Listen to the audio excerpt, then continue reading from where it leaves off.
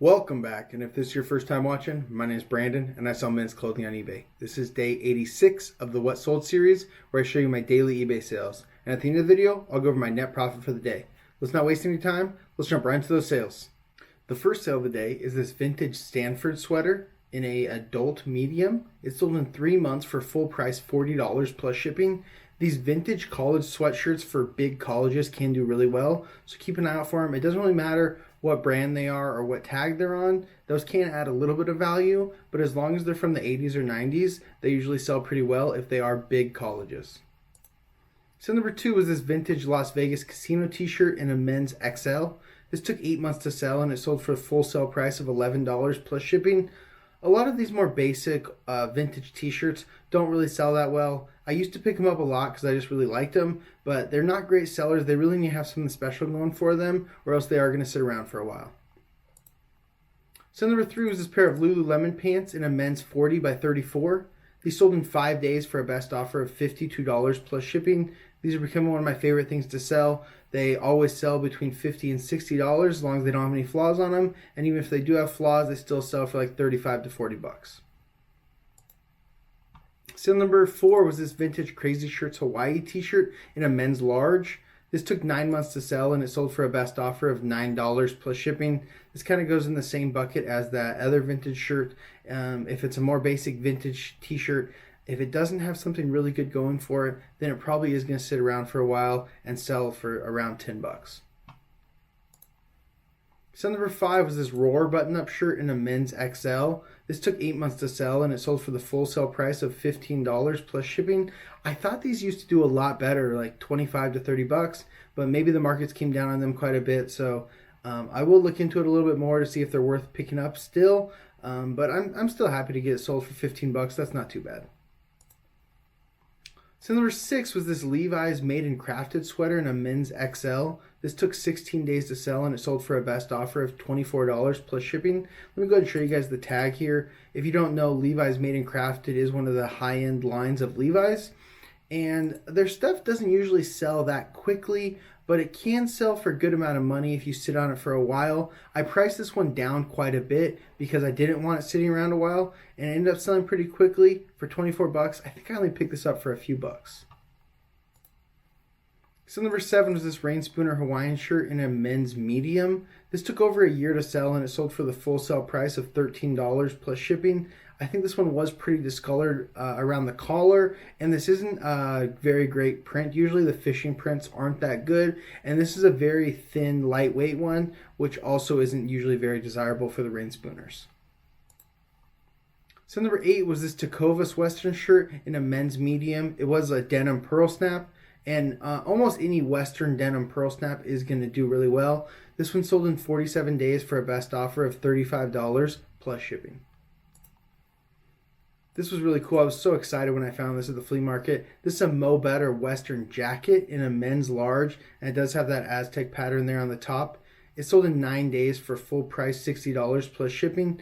When I started looking these up, I was actually surprised. When I first found it, I thought for sure it was going to be at least a $100 jacket because the shirts go for like $50 to $60. So I thought for sure a jacket would do, around at least around double that. But they only go for about the same price as the shirts. But it did sell quickly, and I'm still super happy with the sale. Sale number 10 was this Apple Store employee quarter zip in a men's medium. This sold in 8 months for a full sale price of $19 plus shipping. So number 11 was this vintage Levi's denim jacket from the 80s. This was in a men's medium, and it was Sherpa lined. This sold in 3 months for a best offer of $80 plus shipping. I'm sure everyone already knows vintage Levi's denim stuff does really well, pants and jackets. So number 12 was a Ben Sherman button-down shirt in a men's 17.5, so a pretty good size, and it did have long sleeves. Usually long sleeves on dress shirts always sell for more than the shorter length of them. And this one sold in 4 months for a best offer of $6 plus shipping. Ben Sherman just isn't a great brand, and there was, I think, a little flaw on it. And anytime that you have a flaw on a dress shirt, it's going to tank the value by way more than most other items. So really be sure that you're looking closely at your dress shirts before you buy them, because if they have any flaw in them at all, like I said, the value is going to be cut drastically probably like 25%, if not more, depending on how serious the flaw is.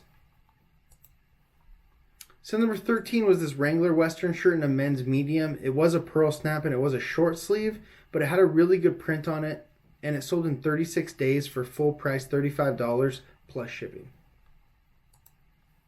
So number 14 was this Rain Spooner Hawaiian shirt in a men's XL. This actually isn't too bad of a pattern. These like geometric Aztec-y patterns do pretty well, but this one just seemed to fall through the cracks and didn't do that great. It took 10 months to sell, and it sold for a best offer of $15 plus shipping.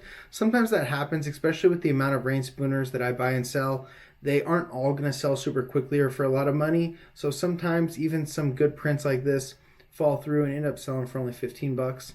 And that's okay, because also there could be one that has a similar print to this that sells in a couple days for 40, and that's just how it goes when you're doing a large volume of very similar items.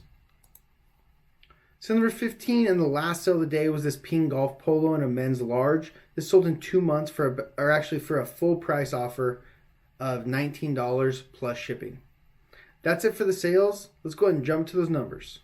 On November 25th, we sold 15 items for a total gross sales of $565.73, giving us an average sale price of $37.72. That's actually a higher average sale price than I expected when I was going through the sales. I don't remember. There was a couple good sales in there, but I thought there were some lower ones, so I'm really happy with that average sale price. We were a little bit low on the number of items sold today, but not too bad, so overall, a pretty decent day. As you guys know, the selling costs and net sales are always inaccurate. Let me show you what they really are. So the selling costs for today were $179.32. The breakdown for that is $67.39 in eBay final value fees, $97.60 in shipping labels, and $14.33 in promoted listing fees. Only 6 of the 15 sales came via promoted listings, which is lower than normal, but I'm not going to complain about it. But I do promote all my items at 5%, and I'm fine with paying those extra fees to get the extra sales. Now, if we take away the selling costs and the taxes and fees collected by eBay, away from the gross sales amount, that gives our net sales for the day of $359.95. We still need to take away our cost of goods. We're currently using an average cost of goods of $11.73. So for 15 items, that gives us a total cost of goods for the day of $175.95. If we take that away from our net sales, we'll have our net profit for the day of $184 even. Not too bad. Like I said, we were a little bit low on the number of items sold, so if we would have got that up a little bit, it would have been a great day, but still a pretty decent day. I know that this month, especially near the end of the month, we've had some really big days, so it makes these more normal days seem low, but this is still a pretty decent day. $500 to $600 worth of sales and a high average sale price. Not too bad.